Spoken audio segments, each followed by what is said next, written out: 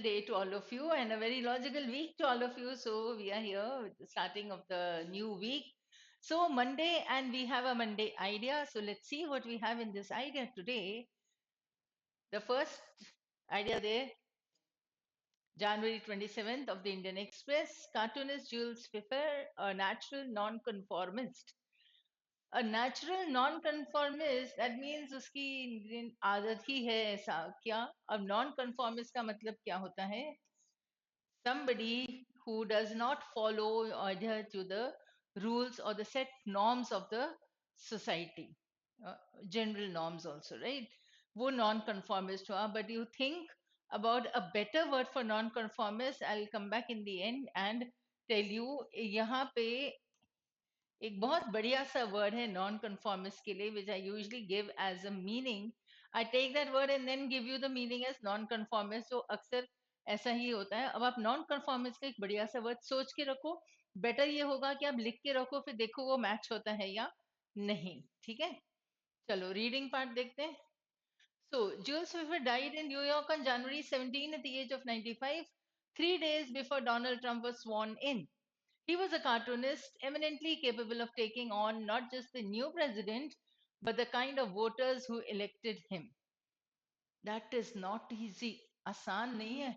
आसान क्या नहीं है? उसने न्यू प्रेसिडेंट को भी नहीं छोड़ा, न ही वोटर्स को छोड़ा. मतलब हमेशा किसी न किसी के ऊपर उसने सटायर किया होगा, कार्टून बनाया होगा, किसी को भी नहीं छोड़ा. और ये आसान नहीं है. This is what the author says. So cartoonists target power and go soft on the powerless. ये ऑथर का एक जनरल स्टेटमेंट है. जनरल स्टेटमेंट है, पॉइंट नहीं, ओपिनियन नहीं है. ये स्टेटमेंट है कि कार्टूनिस्ट अक्सर करते क्या हैं? जो पावर में है उनकी उनकी खिंचाई करते हैं, लेग पुलिंग करते हैं. और जो पावरलेस है उनके लिए उनके पास एक सॉफ्ट कॉर्नर होता है. This is the general opinion of the cartoon, what he does, what the cartoonist does. Now the public, including the reading public, has to be innocent. In the constitutional democracy where FIFA functioned, cartoonists could offend the rulers and get away with it. लेकिन इनके जैसे cartoonist rulers को भी offend करते हैं और बच भी जाते हैं. उनके ऊपर कोई उंगली नहीं उठा सकता है. कार्टूनिस्ट है, फ्रीडम ऑफ एक्सप्रेशन है. बट टू क्वेश्चन और unsettle the readers is a tricky business in a career driven by readership. ये ऑथर की पॉइंट हो जाती है. अब सोचो ये वाला जो पूरा है, well, how beautifully the author has come up with his argumentation. ठीक है, उसने एक जनरल बात रखी. अब सिर्फ ये वाला पैराग्राफ देखो, एक जनरल सी बात रखी उसने कि कार्टूनिस्ट करते क्या है? जो पावर में है उनका मजाक उड़ाते हैं, जो पावरलेस है उनकी तरफ से बात करते हैं. तो they have a soft heart, right? Public जो है तो फिर पब्लिक इनोसेंट होनी चाहिए because they go soft on the powerless. The public is innocent. But in the constitutional democracy जो अपनी है, ठीक है, यहाँ पर और जो यूएस के हिसाब से भी चल रही है, तो कार्टूनिस्ट जो भी पर्सन पावर में है उनकी हंसी उड़ा के, उनका मजाक उड़ा के बच निकलते हैं. ये तो सही बात है. लेकिन ऐसे देश में जहाँ पे रीड और ऐसे प्रोफेशन में जहाँ पे रीडरशिप के हिसाब से आपका काम चलेगा, people are going to like you और they are going to like just isolate you. अगर जर्नलिस्ट जो है, राइटर जो है, वो लोगों को ही नाराज कर देगा तो उसकी राइटिंग पढ़ेगा कौन? और ऐसे देश में और ऐसे प्रोफेशन में होके भी उसने लोगों के खिलाफ भी लिखा है. So this is not easy. This was the point that the author stated, that what this person did was not an easy task. Power वाले लोगों के लिए तो हर कोई लिखता है और सब कोई पढ़ भी लेता है. लेकिन आम जनता के खिलाफ लिखना या आम जनता का भी मजाक उड़ाना, ये आसान काम नहीं है, क्योंकि जनता ही आपके खिलाफ हो जाएगी ऐसे प्रोफेशन में. This is what, now read the sentence again to understand it. But to question और अनसेटल रीडर्स, अनसेटल मतलब उनको ऐसे रेस्टलेस बना देना या उनके ऊपर कुछ लिखना जो ऑफेंड कर जाए. तो क्वेश्चन और unsettle readers is a tricky business in a career driven by readership. Now it took another great cartoonist, O.V. Vijayan, to spell this out. In an interview in the 1990s, he said that adversarial art ceases to be so if it doesn't take on all interests. ठीक है, इनके हिसाब से क्या था कि अगर आप एडवर्सेरियल आर्ट पे जाते हो, मतलब जो आम जनता के खिलाफ भी होता है या जो एक नॉन कंफॉर्मिस्ट होता है, if you go by this art, it will not be called adversarial if you are not going against the set norms. फिर कैसे होगा? ये तो ironical हो गया. Work against even reader interests when you have to. Fan mail is welcome, he said, but if that's all you are getting in your career, you are no cartoonist. ठीक है, fan mail is welcome का मतलब हुआ कि हाँ, लोग तारीफ करते हैं आपकी, बहुत अच्छी बात है, वेरी गुड. बट जो everything is very good, utopia वाली जो सिचुएशन होती है ना, वो इतनी भी अच्छी नहीं होती है, because there is no criticism that you are getting. There is nobody who is like raising a question और see oh God what are you doing और व्हाट आर यू सेइंग, हमारे लिए ऐसा क्यों बोल सकते हो, ऐसे अगर जब तक कोई कमेंट्स ना आए तब तक वो कार्टूनिस्ट हो ही क्या.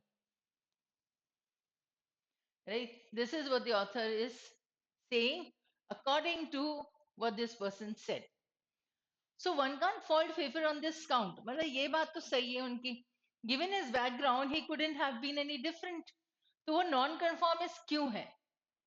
ठीक है, उनके बैकग्राउंड के हिसाब से अब हम समझते हैं. ठीक है, he was a natural nonconformist, growing up in a Bronx Jewish family through the Great Depression and the McCarthyism that followed. He grew up out of sync with most things trending. ये रहा non कंफॉर्मिस्ट, जो trend चल रहा है उसके कहीं और deviation में चलना, वो नॉन कंफॉर्मिस्ट हो गया. तो वो उसी दौरान उसी दौर में थे, उस एरा में थे जहां पर the things that were trending and he was out in sync with it, out of sync. Right? Luckily for him and us, the crash of the economy and the hardening of politics coincided with the rise of American comic art. Right? Crash of the economy was in the Great Depression. The doodler found his calling. Pfeiffer, still in his teens, persuaded his icon Will Eisner to try him out. Eisner was then producing The Spirit, a weekly comic insert for newspapers featuring a crime-fighting, non-heroic sleuth. ठीक है, heroic इतना भी इतना मतलब वैसा नहीं था जैसे मिलिट्री वाले और पुलिस वाले दिखते हैं या होते हैं, नहीं था. ऐसा नॉन हीरोइक था, आम पर्सन था वो, and a common man but a sleuth, crime fighting था. This was a series. पहले ऐसे कार्टून क्लिप्स आते थे, सीरीज जैसे चलती रहती थी. It was just 3 or 4 cartoons like this, but then it was there in all the newspapers almost, Hindi हो या इंग्लिश हो. ठीक है, अब यहाँ पे उसकी बात ही आ रही है कि these were the times, the period when he was born and when he was growing up, so what was happening, right? And when he says the doodler found his calling, इसका मतलब ये सारी चीजें चल रही थी ना, crash of the economy and all that, politics इतनी स्ट्रांग होती जा रही थी. तो उस वक्त पर इतना कुछ जब चल रहा था, तो उसे अपना जो एम था, एम्बिशन था, एम्बिशन एम भी नहीं हो, आई कांट से दैट कि एम्बिशन था, but whatever his talent was, wherever it was leading him to, right, वो उसे समझ में आया. Then he started working on it. So this was his calling, ऐसे समझ में आता है. ठीक है, a stickler for graphic values, he didn't care much for the boys' drawing, but was bowled over by his passion for comics. ठीक है, ये ग्राफिक वैल्यूज किसके थे? इसके, विल ईजनर के. ठीक है, लेकिन पैशन फॉर कॉमिक्स देखकर इसके क्या नाम है इनका, फीफर. हाँ, ठीक है, इनके passion and seeing his passion for comics, he was like he totally gave in कि ठीक है भाई, graphic values नहीं है उनकी इसमें कार्टून स्ट्रिप में, it's okay, right? But he has a passion for comics, so the person Will Eisner could have utilized him well. So this is why he was first assigned to erase and clean up artwork, and soon to do an independent comic strip. So the happy apprenticeship was interrupted when he was drafted into the US army.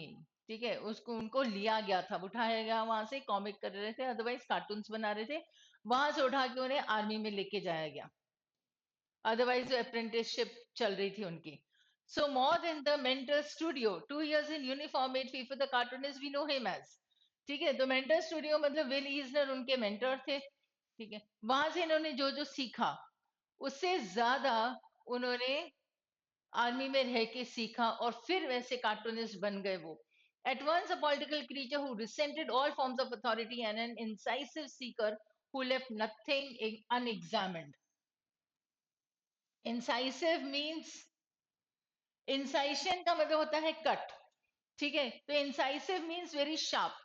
तो वो हर एक चीज को ना scrutinise करते थे, बारीकी से एग्जामिन करते थे और समझते थे ऐसी बात को, ऑब्जर्व करते थे लोगों को और बातों को, तो जाके वो इस तरीके के कार्टूनिस्ट बने जो अभी थे।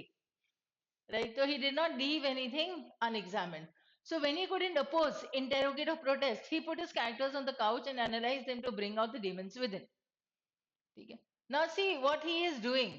He is using this metaphorically very beautifully कि जब वो लोगों से, अब वो आर्मी में है, उठाया गए आर्मी में लिया गया उनको, तो वो अपने सीनियर से क्वेश्चन नहीं कर सकेंगे कि ये सिस्टम ऐसा क्यों है, ऐसा क्यों नहीं है।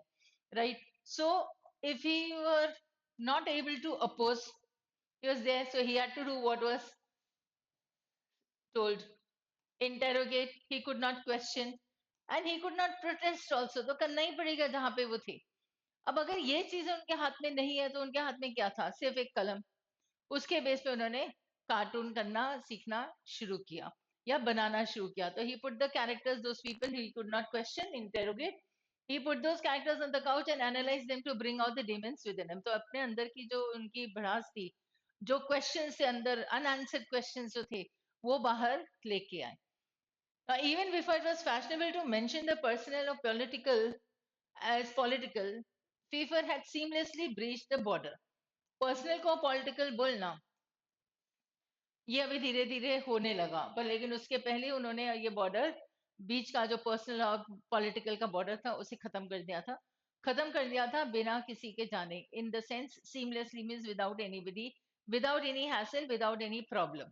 Right, so after the army relieved him, he broke into the booming American comic scene as a never before seen creator.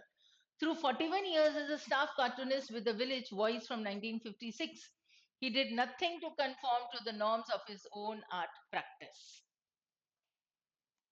This is the third or the fourth time that the author has said that he was not conforming to the rules. So set rules or norms say he did not follow those norms. तो इतना कुछ उन्होंने देखा था, किया था, तो like he was his own person. So he formatted his weekly strip into a borderless six-panel free-flowing sequence. So weekly strip, borderless, seamless, six-panel free-flowing sequence. There was no fixed cast of characters, the hardest thing to give up for a professional comic artist then.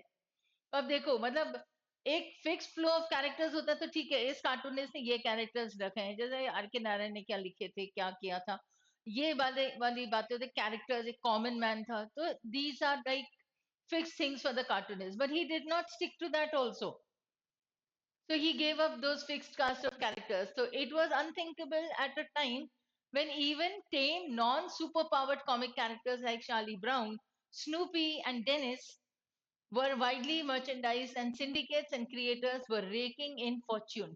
Dennis the Menace, cartoon character, Snoopy एक dog, मतलब ऐसे बहुत सारे cartoon characters होते थे, widely merchandised, and syndicates and creators were raking in fortunes.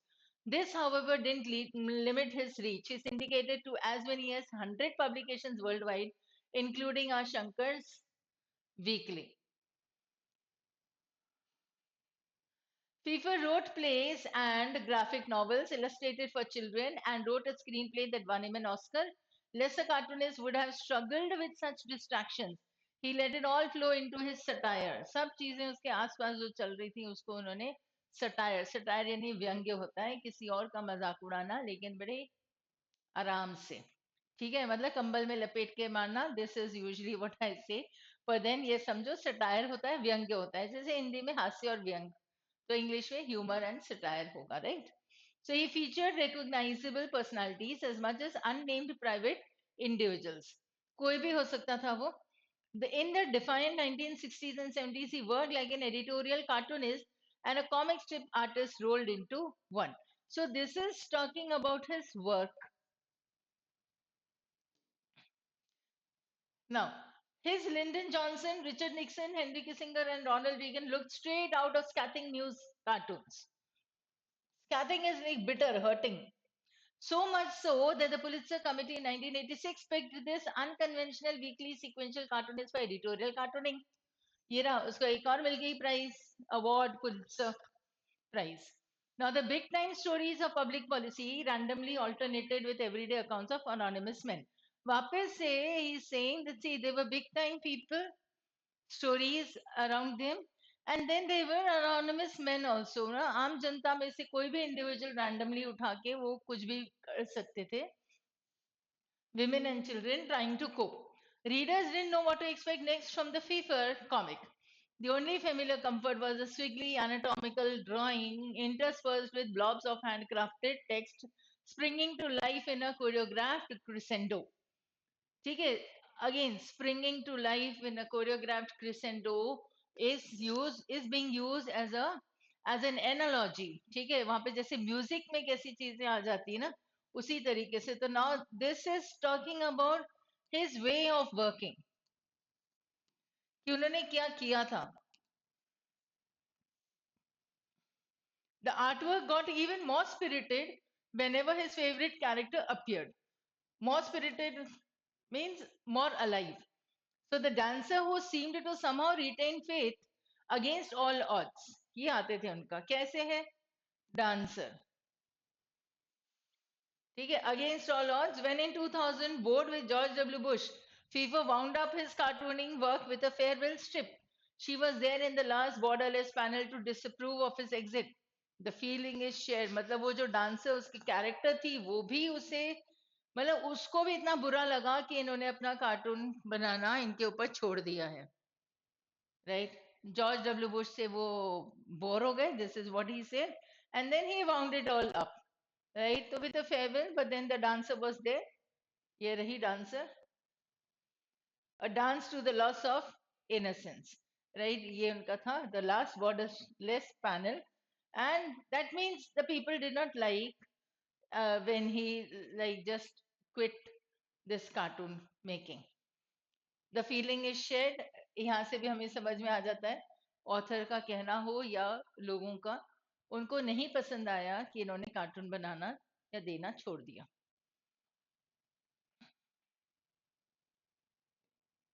Here, he is the person. Amazing Graves इनकी एक ऐसी बुक है. It was almost I saw 1000 rupees के करीब थी. लेकिन ये वाली जो इनकी बुक है, आउट ऑफ लाइन वाली, the art of Jules Feiffer, it's almost 8000 9000 or so. I might be wrong, या तो मुझे वो हंड्रेड्स में दिखा या तो थाउजेंड्स में दिखा, but what I remember I think it is quite very costly. तो देन आप एक बार देख लेना. Here, main idea, इनको मिला था cartoonist, it is starting from scratch. Here, coming up with the main idea. First, that is not easy, right? But whatever he did, he got away with it. तो इसका मतलब उन्होंने हिम्मत नहीं हारी, बिल्कुल अच्छे से बढ़िया तरीके से उन्होंने लोगों के ऊपर क्वेश्चन करना शुरू कर दिया है. और सिर्फ लोगों के ऊपर नहीं, पावरफुल लोगों के ऊपर नहीं, आम जनता के ऊपर भी उन्होंने क्वेश्चनिंग किया है. Right, so the doodler found his calling, means जो उन्हें करना चाहिए था, जो उन्हें करना था अपनी जिंदगी में, he found what his aim or intention is. That is the meaning of the sentence. And he broke into the booming American comic scene as a never before seen creator. That means उसे जब पता चला कि क्या करना है, तो उसके बाद वो पूरे जोर शोर से आ गए इस सिनेरियो में. Then he started writing novels and all. He got an Oscar. He worked as a cartoonist. As I said, उसके वर्क के बारे में बोल दिया है. और फिर उनका वर्क किस तरीके का था उसकी बात की गई है. And again winning the Pulitzer Prize. So it's about a person. So in the constitutional democracy where Jules Fever functioned, cartoonists could offend the rulers and get away with it.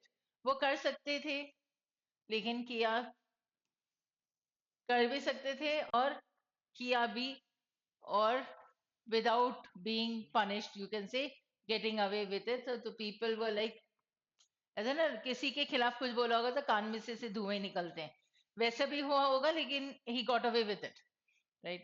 He was unable to question, interrogate, or unsettle. These two lines will be the important ones. So it was a tricky business in a career driven by leadership.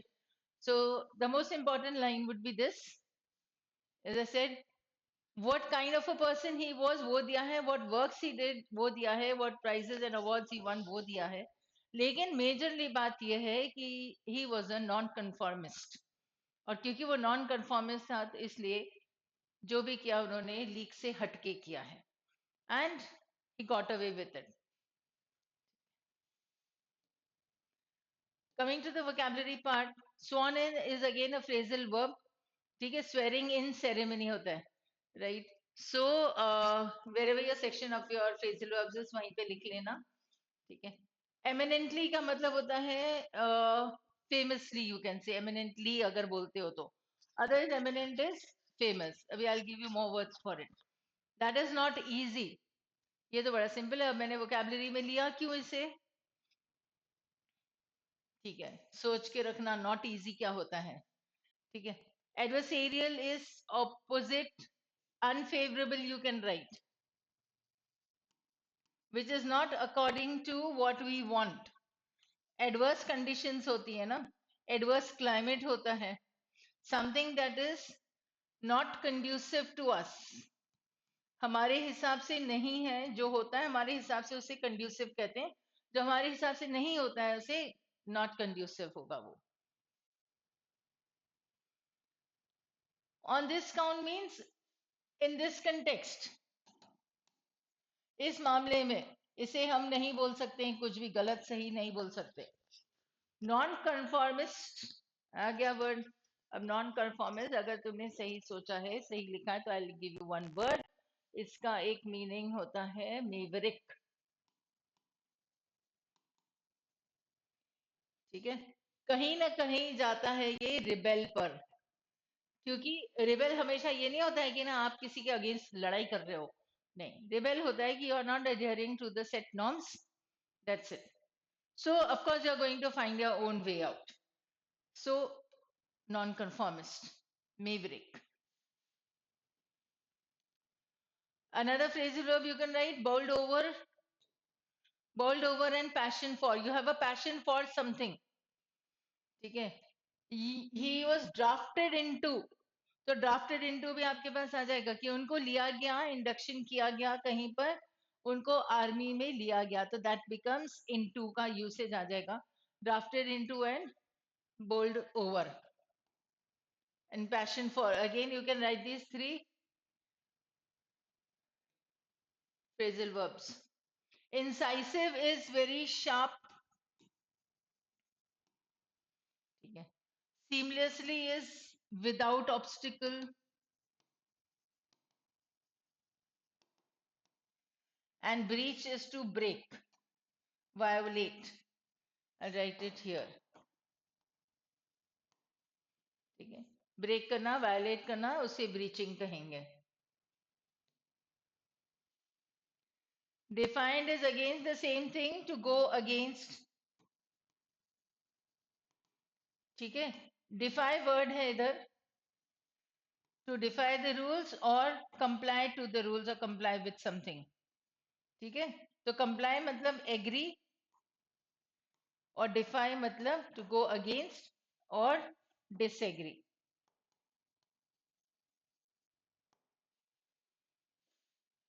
right? So you have the word defy, defiant, compliant, compliant हो जाएगा फिर वो. देखो compliant, COMPLIANT होता है compliant, ठीक है. जो comply और जो agree करता है रूल पे वो compliant होता है. But then understand another confusing word, that is complaint. Complaint or the complaint was. So it is AI and this is IA. So these are confusing words. आगे जाके हम कहीं ना कहीं तो करेंगे confusing words भी, ठीक है. तब तक ध्यान देना शुरू कर दें. Scathing is bitter, hurting. ठीक है, जो चोट पहुंचाती है ना, स्कैथिंग होता है, स्किन एकदम जल जाती है जैसे, वो स्कैथिंग होता है। तो स्कैथिंग लुक भी होता है बिल्कुल ऐसे ना, जला देने वाला लुक, जैसे गुस्से में देखना किसी को, ऑफेंसिव वाला। सिगुली एनाटॉमिकल मतलब ऐसे टेढ़ा मेढ़ा होता है।